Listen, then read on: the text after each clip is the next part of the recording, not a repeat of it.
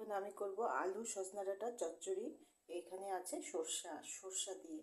তো আমি এখানে আছে কালো জিরা, এই দিয়েই আমি আলু সজনা ডাঁটার চচ্চড়ি করব।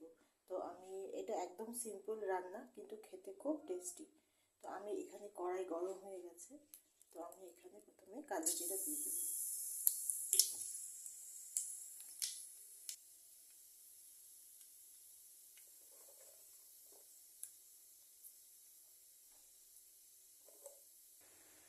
কালো জিরাটা হয়ে গেছে, এরপরে দিয়ে দিব সজনা ডাঁটার আলু।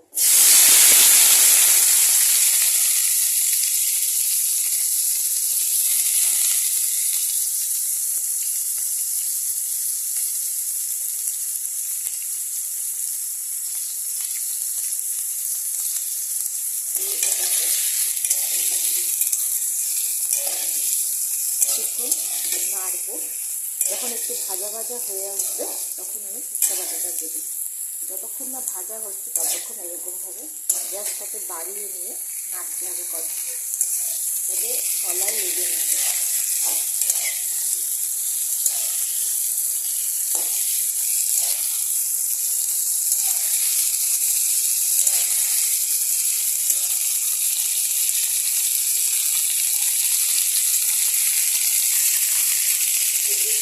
অল্প পরিমাণে লবণ, কারণ সর্ষেতে অলরেডি লবণ দেওয়া আছে।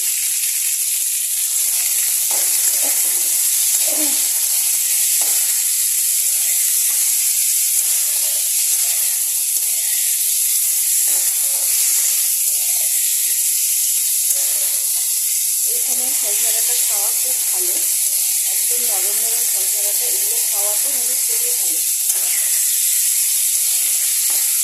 সজনা ডাঁটা, লাউ, করলা,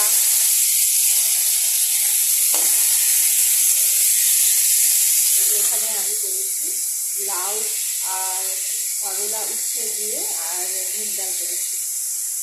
আর এখন এটা করছি, এরপরে আমি ছোটো ছোটো ভাঙার মাছ আছে, সেটা সবজি দিয়ে আমি ঝোল করবো।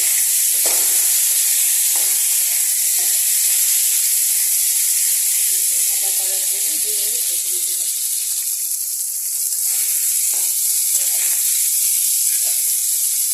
ভাজা হয়ে গেছে, হালকা ভাজা একটা হয়ে গেছে। তো এখন আমি এটার মধ্যে দিয়ে দেবো সর্ষে বাটা।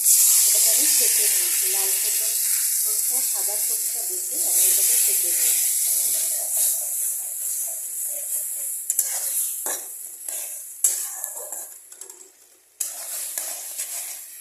গ্যাসটা পুরো এখন পর্যন্ত বাড়ানোই থাকবে।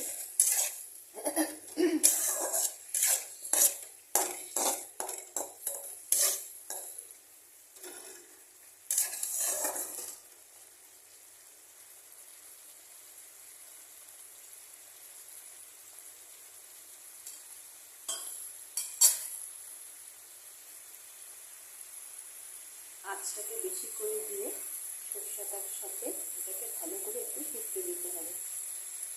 সর্ষের সাথে যত বেশি এরকমভাবে ফুটবে তত বেশি স্বাদ হবে।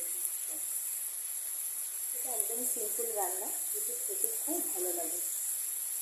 অনেকে আছে প্লেটের মধ্যে নিয়ে বসে বসে খায়, শুধু খায়, অনেকে ভাত দিয়ে খায়, খেতে এত টেস্ট হয়।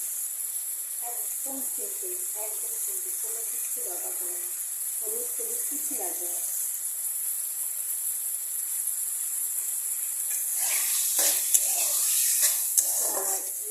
শুকিয়ে গেছে সরষাটা, তো এখন আমি এটার মধ্যে অল্প জল দিয়ে দেবো আলু আর ডাঁটাটাকে সিদ্ধ হওয়ার জন্য।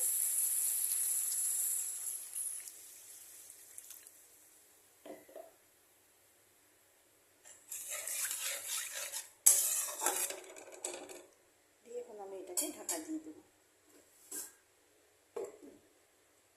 5 মিনিট পরে দেখব।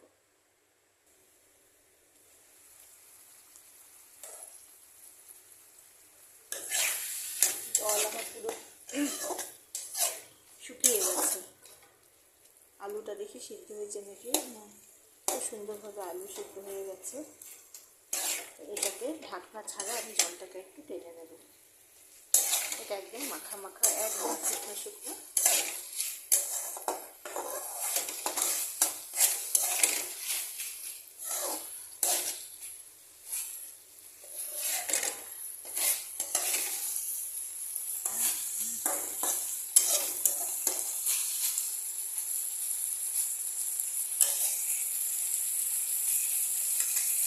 এভাবে গ্যাসটা বন্ধ করে দিলাম।